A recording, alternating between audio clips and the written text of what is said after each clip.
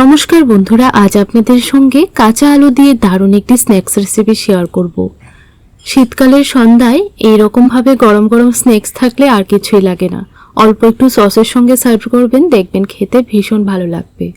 তো প্রথমে আমি কাঁচা আলু দুটো নিয়ে নিলাম। মিডিয়াম সাইজের কাঁচা আলু দেখে দুটো নিয়েছি। আপনারা যদি স্ন্যাক্সগুলো আরেকটু বেশি করে তৈরি করতে চান তাহলে আরেকটু বড় সাইজের কাঁচা আলু নিয়ে নেবেন। এখন একটা বাটির মধ্যে অল্প একটু জল নিয়ে নিলাম আর এরকম একটা গ্রেটার নিয়ে নিলাম। এই গ্রেটারটা দিয়ে কাঁচা আলু দুটোকে গ্রেট করে নেব। আর সঙ্গে সঙ্গে জলের মধ্যে গ্রেট করে নিলে কিন্তু কাঁচা আলুটার কালো হয়ে যায় না, কালারটা কিন্তু একদম ঠিক থাকে। তো এখন ভালো করে ধুয়ে নেব আর এইরকম ভাবে জলটা একদম চেপে তুলে নেব।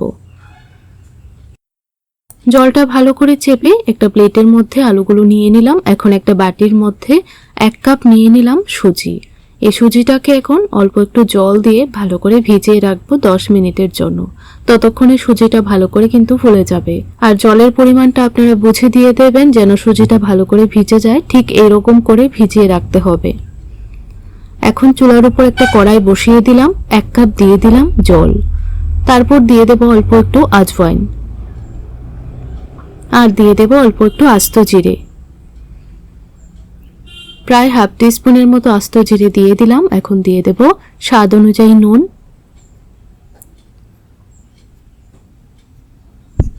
অল্প একটু দিয়ে দিলাম সাদা তেল, প্রায় 1 টিস্পুনের মতো সাদা তেল দিয়ে দিলেই চলবে।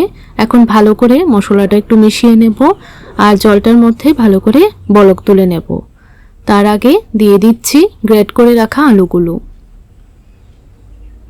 তো আলুগুলো দেওয়ার পর ভালো করে মিশিয়ে নেব আর এই আলুগুলোকে একটু সেদ্ধ করে নেব প্রায় 2 মিনিট।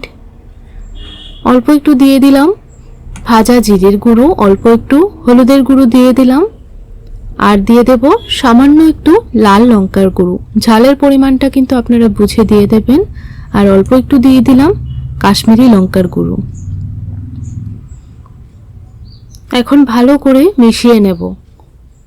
আর আপনারা চাইলে লাল লঙ্কার গুঁড়ো স্কিপ করতে পারেন, চাইলে কাঁচা লঙ্কা কুচি করেও কিন্তু দিতে পারবেন। এখন 1 প্যাকেট ম্যাগি মশলার গুঁড়ো দিয়ে দিচ্ছি আর অল্প কিছু ধনেপাতা কুচি করে দিয়ে দিলাম। তো আলুটা কিন্তু ভালো করে সেদ্ধ হয়ে গেছে। এখন আমি ভিজিয়ে রাখা সুজিটা দিয়ে দিলাম। সুজিটা দেওয়ার পর খুব ভালো করে রান্না করে নিতে হবে, প্রায় 2 থেকে 3 মিনিট সময় নিয়ে। এরকম ভাবে ভালো করে চেপে চেপে রান্না করে নেবেন। যখন দেখবেন সুজিটা একটা ডোতে পরিণত হয়ে গেছে তখন বুঝবেন খুব সুন্দরভাবে রান্নাটা হয়েছে। আর গ্যাসের ফ্লেমটা একদম লোতে রেখে রান্না করবেন। দেখুন ভালো করে মিশিয়ে নেবার পর এখন হাফ কাপ দিয়ে দিলাম চালের গুঁড়ো। এই চালের গুঁড়োটা দিলে কিন্তু এই স্ন্যাক্সগুলো খুবই মুচমুচে তৈরি হয়। যতটুকু সুজি দেবেন তার অর্ধেক দিয়ে দেবেন চালের গুঁড়ো। তো এখানে আমি 1 কাপ সুজির সঙ্গে হাফ কাপ চালের গুঁড়ো দিয়ে দিলাম। এখন খুব ভালো করে রান্না করে নিচ্ছি প্রায় 2 মিনিট সময় নিয়ে।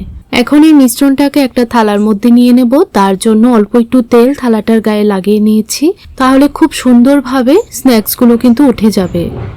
এখন আমি এই মিশ্রণটা থালাটার মধ্যে নিয়ে নিলাম। তারপর স্প্যাচুলাটা দিয়ে এরকম ভাবে একটু সেট করে নিচ্ছি। এরকম চৌকো শেপে আপনারা তৈরি করে নেবেন।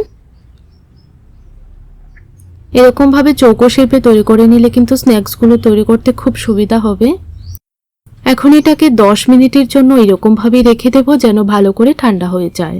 এখন একটা প্লেট নিয়ে নিলাম, প্লেটের মধ্যে দিয়ে দিলাম হাফ কাপ চালের গুঁড়ো, অল্প একটু দিয়ে দিলাম লাল লঙ্কার গুঁড়ো, অল্প একটু দিয়ে দিলাম হলুদের গুঁড়ো, অল্প কিছু ধনেপাতা কুচি দিয়ে দিলাম আর দিয়ে দিলাম 1 চামচ সাদা তিল। এখন দিয়ে দিচ্ছি সামান্য একটু নুন। এখন খুব ভালো করে শুকনো অবস্থায় মিশিয়ে নিচ্ছি। ভালো করে মিশিয়ে নেবার পর এখন অল্প অল্প জল দিয়ে একটা ঘোল বানিয়ে নেব। আর ঘোলটা যেন খুব বেশি পাতলাও না হয়, ঠিক এরকম করে আপনারা বানিয়ে নেবেন। এখন এই ঘোলটাকে সাইড করে রেখে দেব। আর দেখুন এটা কিন্তু ভালো করে ঠান্ডা হয়ে গেছে। এখন চাকু দিয়ে এরকম করে পিস পিস তৈরি করে নিচ্ছি।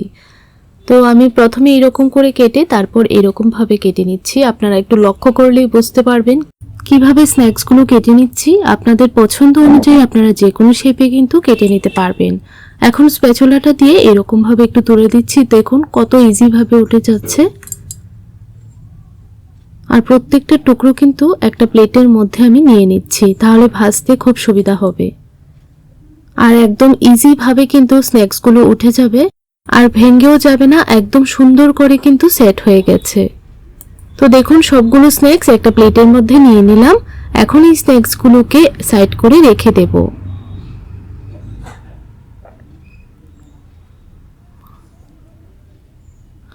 এখন আমি এই ঘোলটার মধ্যে প্রত্যেকটা স্ন্যাক্স খুব ভালো করে ডিপ করে নেব, তারপর ডাইরেক্ট তেলের মধ্যে দিয়ে দেব। এখানে আমি প্রায় 3 টেবিলস্পুন তেল ভালো করে গরম করে নিয়েছিলাম। যখনই মোটামুটি তেলটা গরম হবে তখনই আপনারা স্ন্যাক্সগুলো এই ঘোলটার মধ্যে ডিপ করে দিয়ে দেবেন। এক এক করে সবগুলো স্ন্যাক্স দিয়ে দিচ্ছি, আর একসঙ্গে কিন্তু সবগুলো স্ন্যাক্স ভাজা যাবে না, তাই আমি দুটি বেছে স্ন্যাক্সগুলো ভেজে নেব। এইরকম ভাবে আপনারা একদিন হলো বাড়িতে বানিয়ে খেয়ে দেখুন। সন্ধ্যাবেলায় চায়ের আড্ডায় আমাদের অনেক সময় মুখরোচক কিছু খেতে ইচ্ছে করে, তবে এইরকম ভাবে বানিয়ে খেয়ে দেখুন, একদিন খেলে প্রায় দিন খেতে চাইবেন। তো কিছুক্ষণ পর উল্টিয়ে দিলাম, আর গ্যাসের ফ্লেমটা লো টু মিডিয়ামের মধ্যে রেখে ভাজবেন, তাহলে দেখবেন স্ন্যাক্সগুলো খুব মুচমুচে তৈরি হবে। তো প্রথম ব্যাচের স্ন্যাক্সগুলো ভাজা হয়ে গেছে, এখন তেল থেকে ছেঁকে নামিয়ে নিলাম।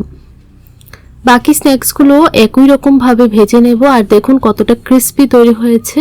তো বাকিগুলো একই রকম ভাবে ভেজে নামিয়ে নিয়েছি। এখন অল্প একটু সসের সঙ্গে এই স্ন্যাক্সগুলোকে সার্ভ করে নেব।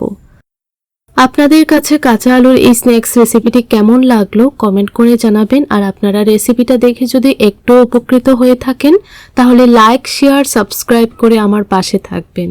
তাহলে বন্ধুরা আজ এই পর্যন্তই, দেখা হবে পরবর্তী ভিডিওতে। ততক্ষণ আপনারা খুব ভালো থাকবেন, সুস্থ থাকবেন।